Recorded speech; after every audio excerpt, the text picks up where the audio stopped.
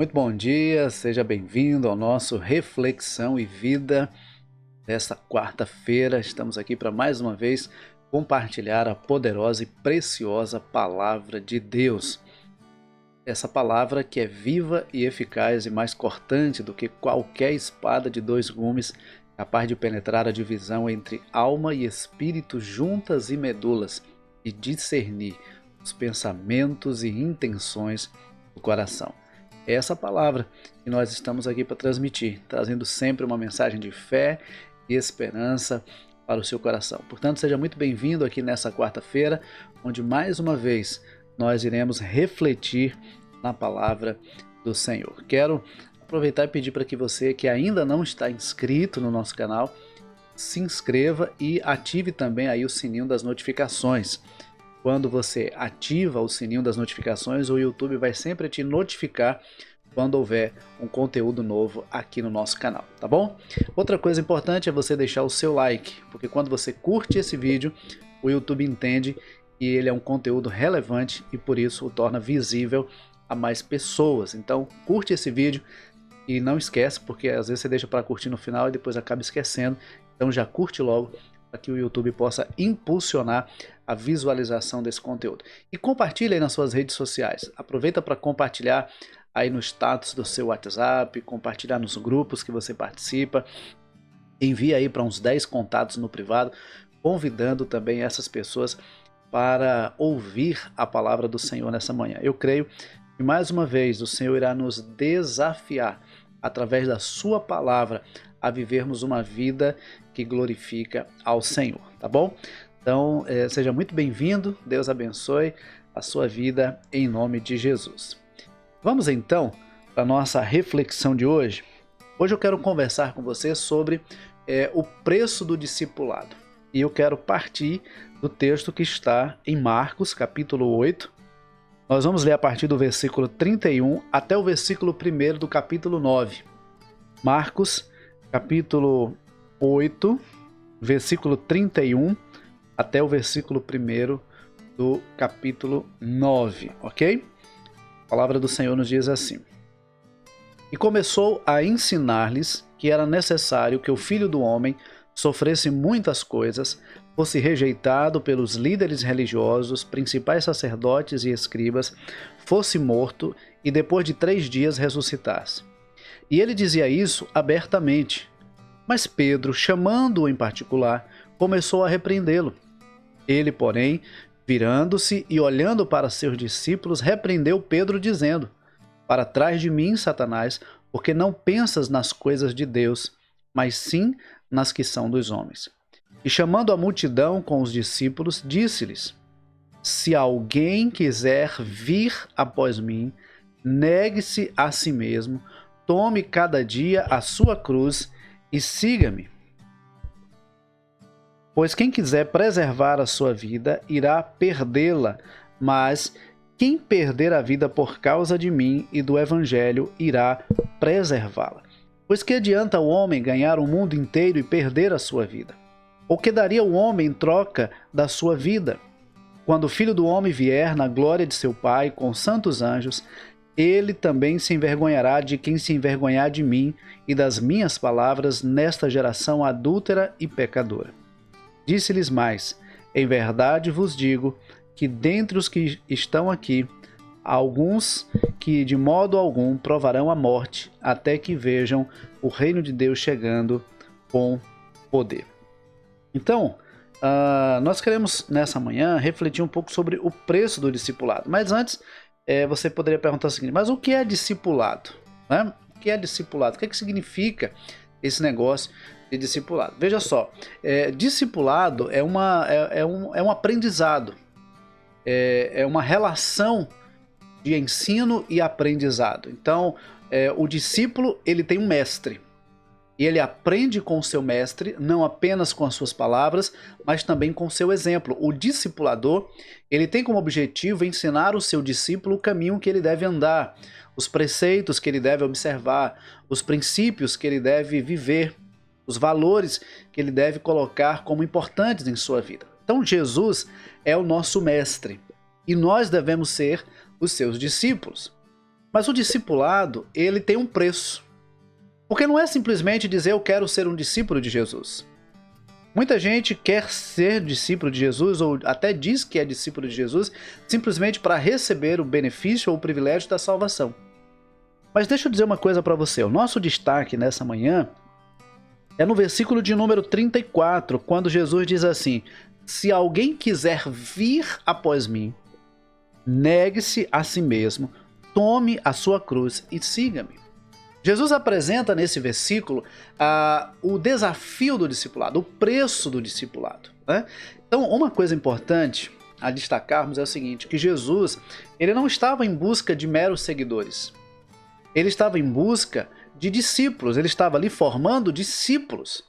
E ele nos comissionou também a fazer discípulos. Se nós formos lá para Mateus, no capítulo 28, os versículos 18 a 20, Jesus vai dizer o seguinte: toda autoridade me foi dada nos céus e na terra.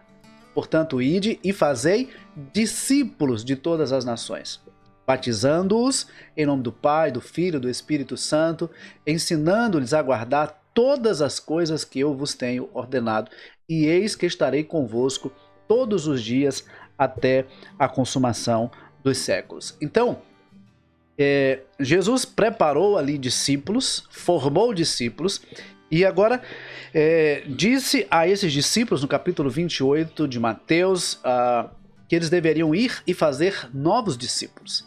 E essa missão chega também a nós, que hoje nos propomos a ser discípulos de Jesus.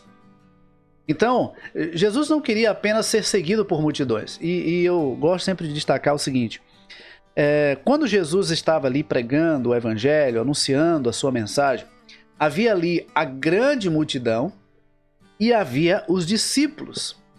Os discípulos não eram apenas os 12. Os 12 foram aqueles que ele escolheu para estar mais perto. Tinha também os 70.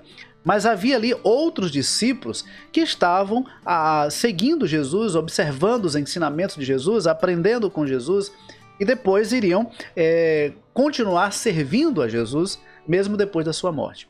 Então, nesse capítulo 8 de Marcos, versículo de número 34, Jesus diz o seguinte: olha, se alguém quiser vir após mim, primeiro, negue-se a si mesmo. O primeiro preço do discipulado é negar a nós mesmos. O que é negar a nós mesmos?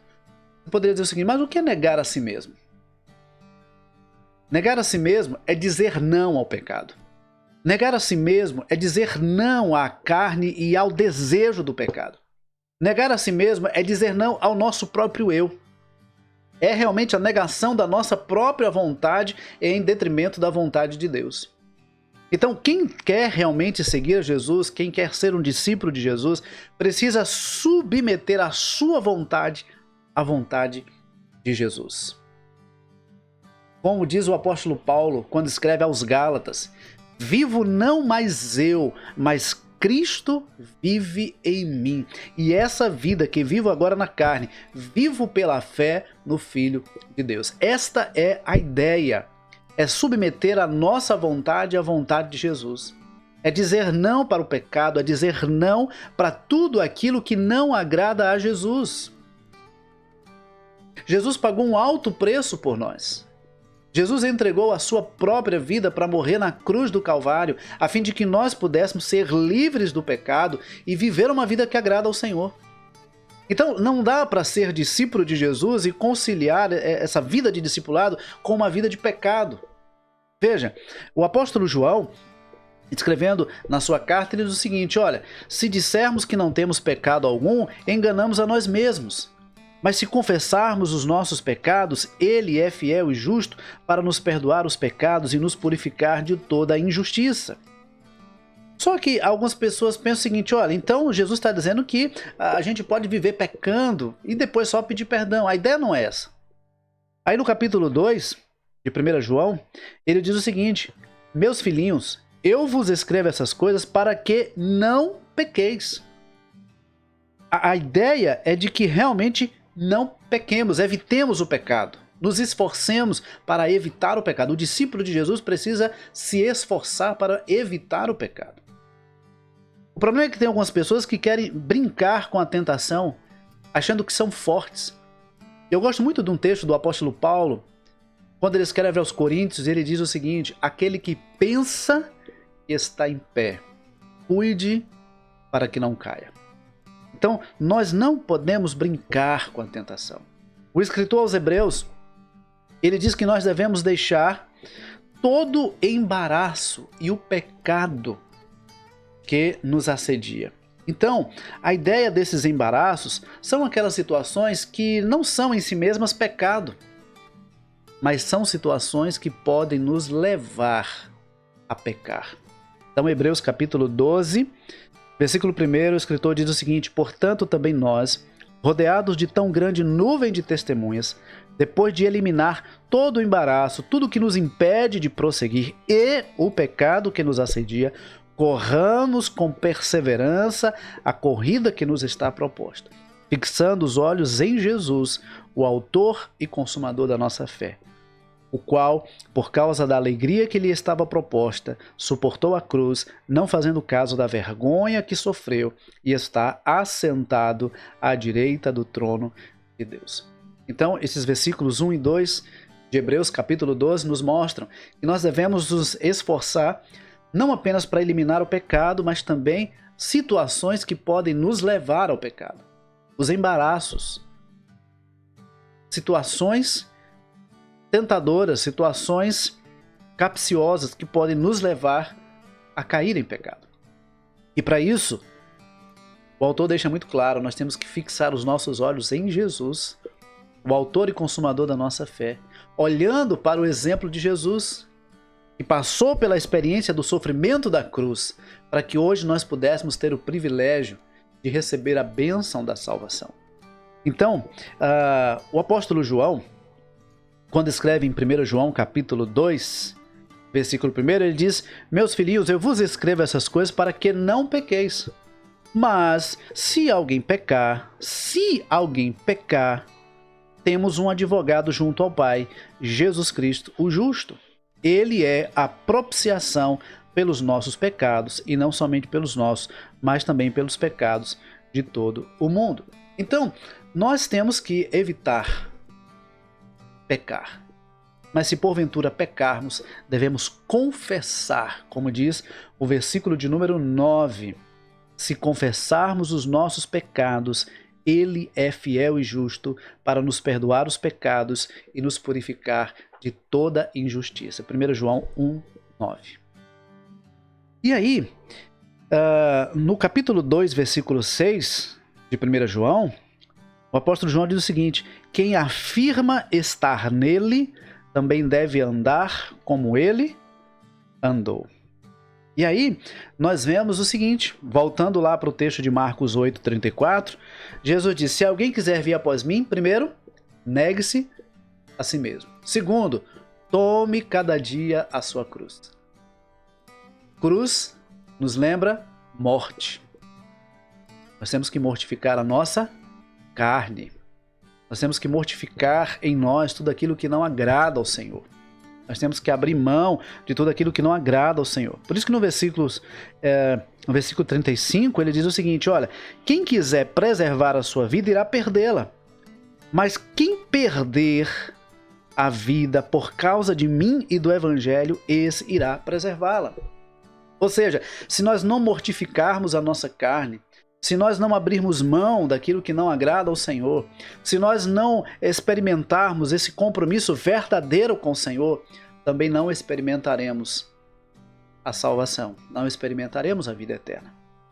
A salvação não é por obras, a salvação não é fruto do nosso merecimento, é fruto da graça de Deus. Mas o apóstolo Paulo, escrevendo em Efésios 2,8, ele diz o seguinte: pela graça sois salvos, mediante a fé. Isto não vem de vós, é dom de Deus, não vem das obras, para que ninguém se glorie. A salvação é dom de Deus. A salvação é fruto da bondade de Deus. Mas a fé é responsabilidade nossa. Nós temos que crer. Crê no Senhor Jesus e serás salvo. Tu e a tua casa. Então a fé é imprescindível. Então quando Jesus diz tome a sua cruz, ele está nos falando de assumir com ele um compromisso. E assumir com ele um compromisso não é assumir o compromisso de se tornar membro de uma nova religião ou de uma nova igreja. Jesus não veio instituir uma nova religião. Jesus veio instituir um novo estilo de vida. Um estilo de vida que agrada a Deus. Um estilo de vida pautado na vontade de Deus. Então, assumir um compromisso é tornar-se parte da família de Deus. É se sentir responsável por buscar conhecer e crescer no conhecimento de Deus e da sua palavra. No Salmo 27, versículo de número 4, o salmista diz assim: uma coisa peço ao Senhor e a buscarei, que eu possa morar na casa do Senhor e aprender no seu santo templo. Então, nós temos que entender o seguinte: não é ficar só esperando as coisas acontecerem. Nós temos que buscar ao Senhor. Nós temos que crescer na graça e no conhecimento do Senhor. Esse compromisso com Deus, ele tem que ser renovado todos os dias. Todos os dias, ao acordar, nós temos que renovar com Ele o nosso compromisso. Todos os dias, nós temos que pautar a nossa vida na palavra de Deus. Não é só nos dias que nós vamos à igreja. Todos os dias. Não há como dissociar vida cristã de vida secular. Onde quer que nós estejamos, nós devemos viver como discípulos de Cristo. Onde quer que nós estejamos, nós temos que refletir a presença de Jesus em nós. Então, se alguém quiser vir após mim, negue-se a si mesmo, tome cada dia a sua cruz.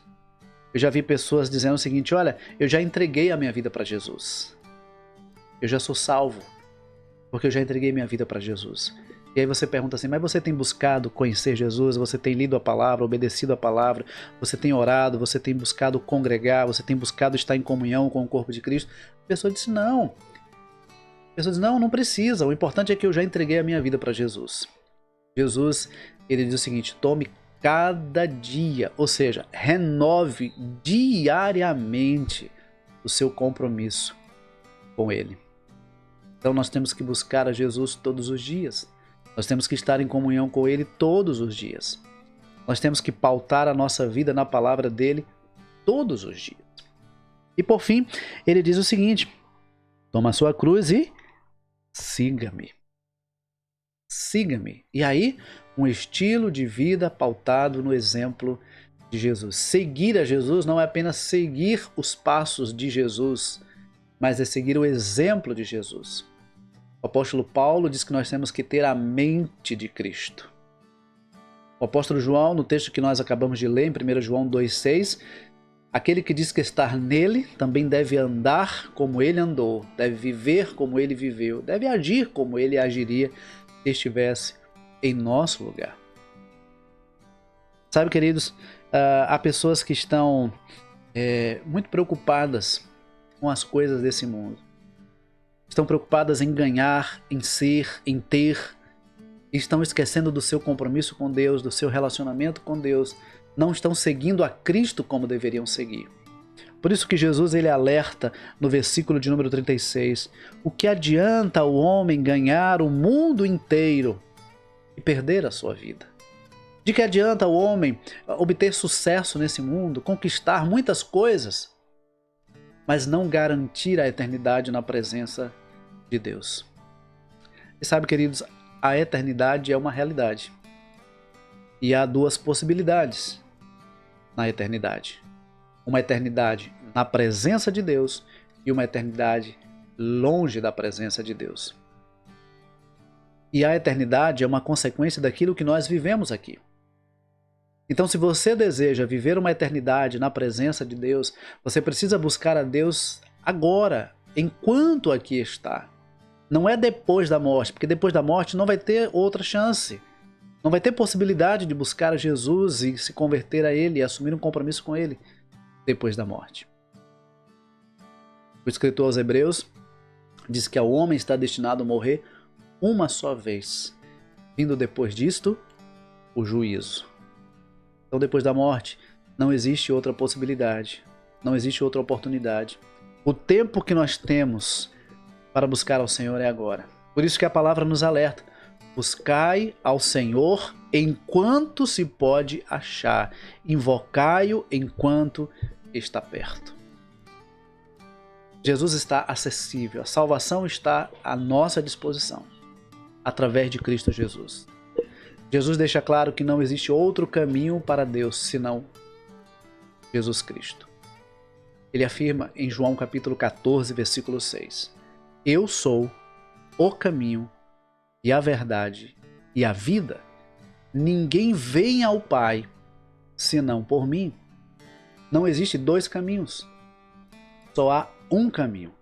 Jesus é o caminho, a verdade absoluta e a vida, vida abundante e vida eterna. Portanto, se você deseja seguir a Jesus, você precisa assumir um compromisso com Ele. Você precisa assumir um compromisso de conhecê-lo e de obedecê-lo. O discípulo de Jesus não é apenas aquele que anda com Jesus, mas é aquele que faz a vontade de Jesus. O próprio Jesus afirmou que os seus discípulos fariam a sua vontade. Ele disse: vocês serão meus discípulos se fizerem o que eu vos mando. Então, se você quer ser um discípulo de Jesus, se você quer viver como um discípulo de Jesus, é preciso buscar conhecer a Jesus, os ensinamentos de Jesus e obedecer a Jesus por meio da palavra de Deus. Que Deus nos abençoe e que essa manhã seja uma manhã de renovação de votos, de renovação do seu compromisso com Deus.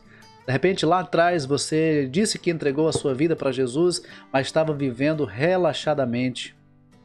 Eu quero te convidar nessa manhã a se reconciliar com o Senhor. Eu quero te convidar nessa manhã a reacender a chama em seu coração, a reacender em seu coração o desejo ardente de buscar ao Senhor, de amar o Senhor e de fazer a vontade do Senhor.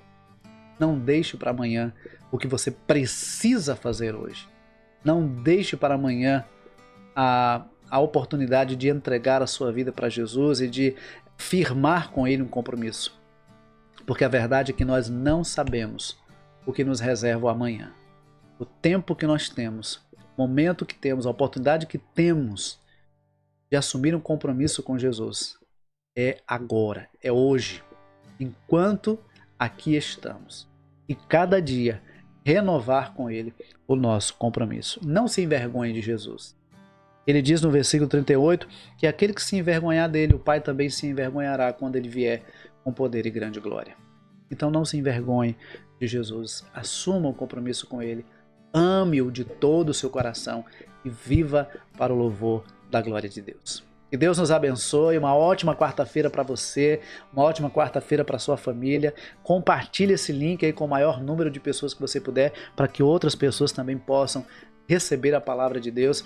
E se Deus nos permitir, amanhã, 6h30 da manhã, nós temos um novo encontro marcado aqui com Reflexão em Vida, tá bom? Deus abençoe, um forte abraço e até amanhã, se Deus quiser.